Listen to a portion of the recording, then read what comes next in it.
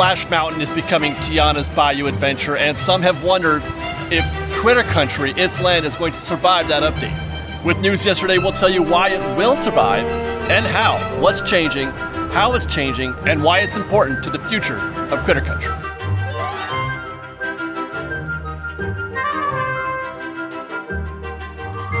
Splash Mountain, becoming Tiana's Bayou Adventure, and obviously it has been a very divisive, controversial decision by Disney. There's been a lot of conversation about if Disney should be doing it, if it's going to be any good.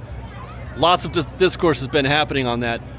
Part of that discussion, part of that conversation was how was this going to affect the rest of Critter Country? Obviously, Splash Mountain is the anchor, or was the anchor. It was the center of Critter Country. Maybe not necessarily in terms of the characters being represented. Winnie the Pooh is the central character of Critter Country, but the attraction is what pulled guests in to this space. It was obviously the biggest, most impressive thing happening in Critter Country. Take that away, is this still Critter Country? Well, if you assume that they are taking it away, what does this affect? How does this affect Critter Country as a land? That conversation actually just got a little bit more complicated with news yesterday that Disney has provided concept art for what they're going to be doing with two of the gift shops in Critter Country. As of about a week ago, this gift shop here, as you exit Critter Country, was the Briar Patch. Had been the Briar Patch for many, many years, and just about a week ago they took that sign down, and we were wondering, we actually asked in our last construction video, if this isn't the Briar Patch anymore, what is it? Well, now we know. This is going to be Ray's Berets, themed obviously after the Ray character, the Firefly character from Princess and the Frog, and Ray's Berets suggests that, yeah, they will be selling headwear, as well as other traditional merchandise, apparel, accessories, toys, that kind of thing. Let's take a quick look at that concept art first, because at Ray's Berets, there's a few things worth noting. One, they've maintained the same sort of aesthetic, that wood-carved signage out front for the entrance, which is very reminiscent of the Briar Patch sign, which I appreciate a lot. They've borrowed from that a lot. As a matter of fact, you look at the fonts and everything on there, that kind of looks like a Splash Mountain design too. So they are paying some kind of homage there to Splash Mountain, which I appreciate. You'll notice too a bunch of fireflies in the grass area instead of carrots. The carrots will not be there, but the fireflies will be there. Also, they have closed up the right side of those windows. There's two windows at the entrance to the Briar Patch. It looks like they've closed up the right one so they can put another merchandise cart out front.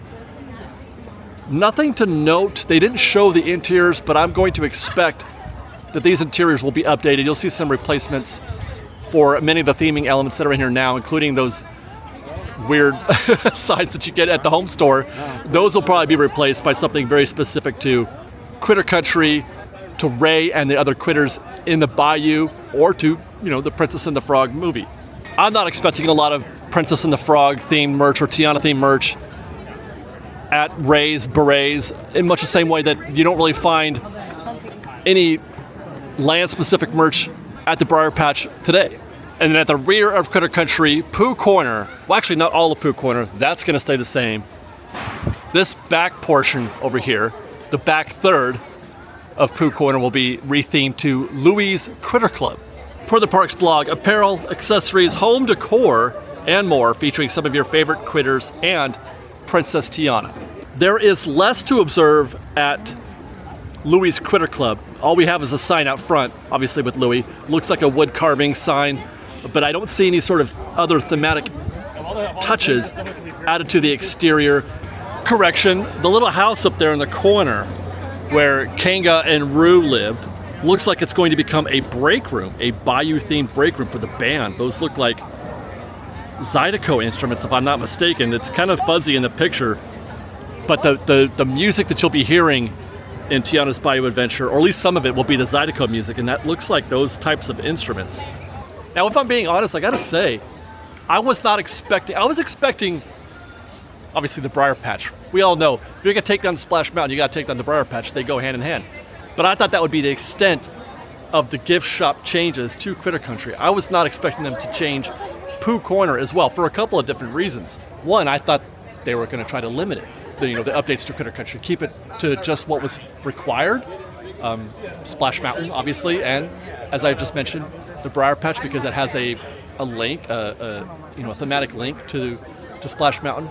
But really, the main thought I had was that Winnie the Pooh, as an IP, is one of the most popular, profitable IPs that Disney owns. In the world, Winnie the Pooh has generated more revenue than most IPs has, and still continues to do so. It is a very popular brand. They sell merch inside here like crazy. And the idea of taking out even a third of what's in Pooh Corner for Tiana's Bayou Adventure themed merch seems sketch. So I feel like even though they're doing that, it's possible, it's likely that the updates to Pooh Corner out here in the corner and with Louie's Critter Club could be exterior only, just the theme, as the entrance, but the gift shop inside is probably going to sell mostly the same merch. I should reiterate, just the back third of Pooh Corner will be updated to Louie's Critter Club. The first two sections of the gift shop of Pooh's Corner will remain. The treats, obviously, which is immensely popular and is sort of a destination in and of itself. You can even mobile order treats from Pooh's Corner back there. That location will be untouched. The theming will remain the same. As well, I believe, though this wasn't stated specifically, I believe that the center portion where all the plushes are is going to stay the same. And again, merchandise, I don't expect to change a lot here because, well, they haven't really been all that specific to begin with, in spite of the fact that Winnie the Pooh is a very popular IP. I would say just about maybe a quarter of the gift shop as it stands today is Winnie the Pooh specific. The rest of it is quite generic, including the part that they're updating, that rear third of Pooh Corner. Now, one possibility why they made that choice, why they felt compelled to make that choice, because it is tradition, customary, that when you leave an attraction, you leave into a gift shop. And this would have, that's the exit right there. The gift shop that they're updating is right behind me. The exit for Tiana's Bayou Adventure would dump you into a Winnie the Pooh themed shop. So I feel like it's likely that they wanted to create at least some level of continuity leaving the gift shop, even though the merchandise that you find in there will be a little light, because I don't know how much they can do with the Princess and the Frog brand, which takes me to my next observation about, or my first observation, I should say, something that we've talked about at length in the past about why I believe this land will stay as Critter Country and not an entire Princess and the Frog themed land, or even just an extension of New Orleans Square. It's called Tiana's Bayou Adventure, themed after the film Princess and the Frog and Tiana, but they have updated the theme to these two gift shops to Ray, a secondary character, the Firefly, who actually dies in the film, and Louie also. Well, he's more of a key character, but he's a still supporting role. Certainly not the lead. Certainly not Tiana or Prince Naveen. Something that I've talked about at length whenever we get into the conversation about Critter Country and Tiana's Bayou Adventure is that Disney has made a conscious choice that from the very beginning, it has been my belief, my understanding, that Disney is going to be leaning into the critter angle. In all the public relations bits, the articles, the little sneak peeks that they've talked about, they've specifically referenced the critters and that's the word that they've been using with intent, that are going to appear in the attraction. There's going to be a lot of them, including all of the new band members. And the critters are going to play a key role. So they have chosen two characters that are not Princess Tiana or Prince Naveen, and Ray and Louie. So that's the angle that they're taking. That's why you're not getting a Tiana's themed gift shop here. Tiana already has a gift shop. That's in New Orleans Square, where it would belong, in my opinion. Tiana herself is New Orleans. I understand that they're calling it Tiana's Bayou Adventure, but the message, the angle, the aesthetic that they're going for is not going to be, at least to the exteriors, at least the impact on the land is not going to be New Orleans, but critters. Which is an interesting thing, because some of the opinions that I've been hearing on social, etc., about what this means, what this new concept art means, and these changes to these gift shop, people think it's actually further evidence that they're going to get rid of Critter Country, which I guess to some extent I get, because we are losing parts of Critter Country that were expressly themed to something besides Princess and the Frog, Tiana's Bayou Adventure, to gift shops that were themed after Splash Mountain and Winnie the Pooh.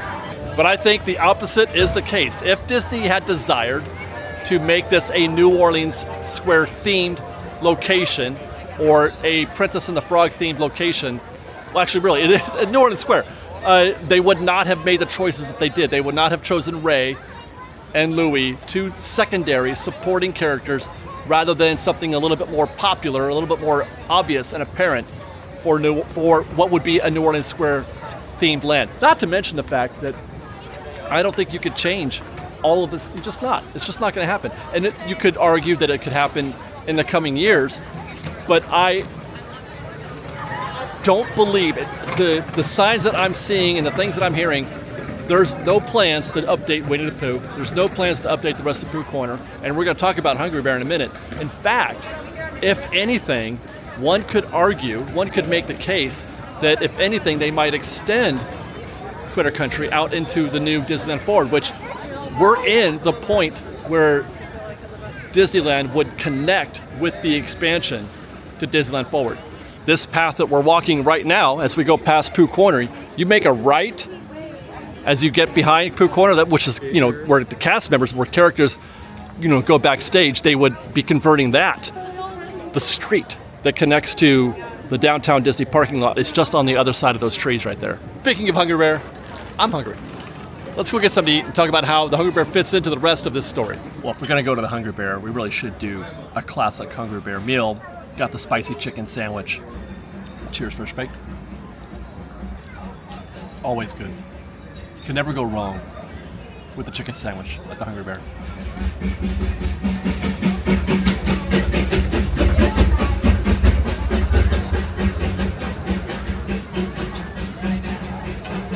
That's one of the reasons, half the reasons why you eat at Critter Country or at the Hungry Bear. The other reason is across the way over there you get a view of the rivers of America. Now, with respect to Hungry Bear and its future in Critter Country, will it be consumed by the Tiana project as the two gift shops have? I'm very confident, like 100% confident that it will. I don't think that there's going to be any disruption here at Hungry Bear for a variety of reasons, but mostly because it is my belief that they don't want to transform the entire land into a Princess and the Frog themed land, or even just an extension of New Orleans Square. If you start with the concept or the idea that they want to preserve the Critter Country land in general, then this is a great place to continue that. There are a few things that are going to survive: Winnie the Pooh, Pooh Corner, well, part of Pooh Corner, and the Hungry Bear. But discounting that, because obviously it starts with the assumption that Disney is going to keep all of Critter Country. I don't believe that they're interested in changing Hungry Bear, changing its aesthetic. I believe it stays the way it is, because for the same reasons that you turn the Briar Patch into Ray's Berets, or why you turn part of Pooh Corner into Louie's Critter Club, because they want to lean into that aspect, the critter or animal type aspect of the land. Hungry Bear is, for lack of a better term, a critter. It's a big critter, but it's a critter nonetheless. It is consistent with what they're doing with the rest of the land. Not to mention, how can you? I mean, from my perspective anyway, my opinion, Hungry Bear is sacred. It's sacred to me. I don't feel that way, didn't feel that way about Splash Mountain, but I do feel that way about the Hungry Bear, and I don't think Disney wants to get that deep into changing something as iconic as the Hungry Bear.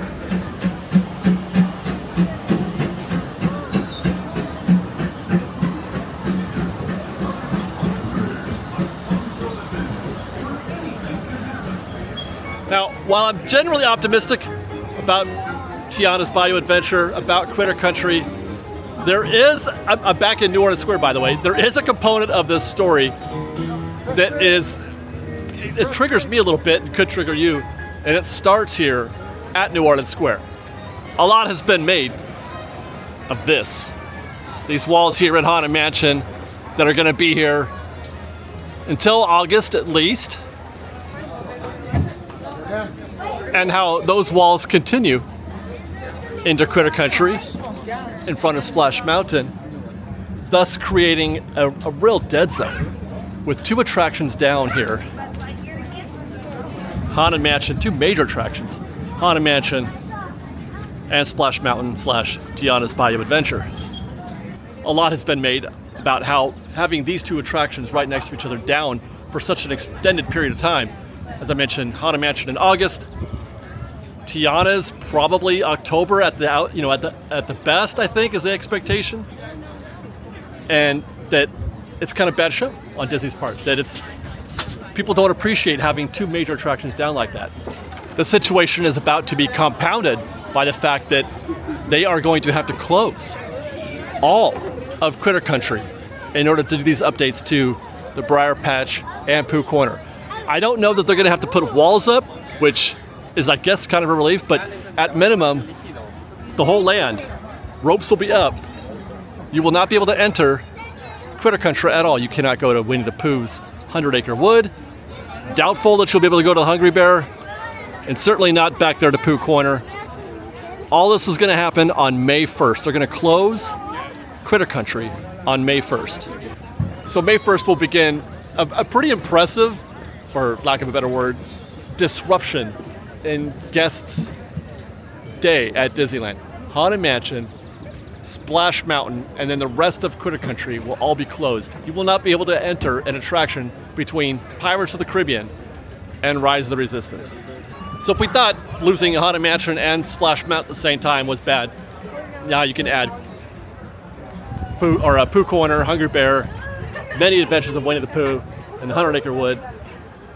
It's pretty desolate. That's a pretty desolate trip. And I would understand people being upset about that. That's a long time, man. Well, who knows? Actually, you got to figure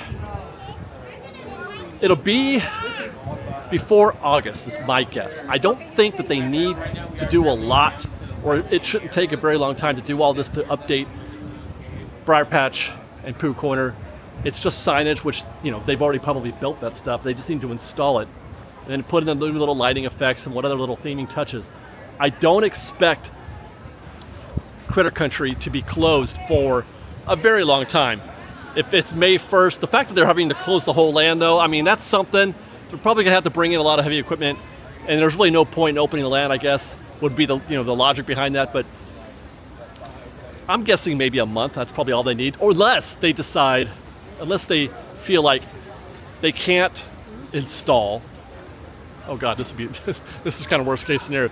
If they feel like they want to sync the opening of Raised Berets and Louis' Critter Club, if they want that to be synced with the opening of Tiana's Bayou Adventure, then you are looking at an extended closure of Critter Country for between May and, as I mentioned, October. That is, I haven't heard a lot of rumors, but that's the only rumor I've heard. They're saying this year, and they haven't actually nailed down a season, so it could be fall. So I feel like there's still a reasonable chance that it could be something like October, and I really do feel like they want to get this thing open as soon as possible because people are losing their minds, obviously. What about what this change means for Disneyland in general, for the park in general? Let's go to the Mark Twain. Talk about that. One more reason in support of Critter Country remaining as a land is that I feel like Disneyland as a whole is better off for it. I think that Disneyland is worse off if you try to extend New Orleans Square all the way through to Hungry Bear and beyond, or into the entrance to Galaxy's Edge. I feel like the park is a better place having 2 distinct lands in that space. That it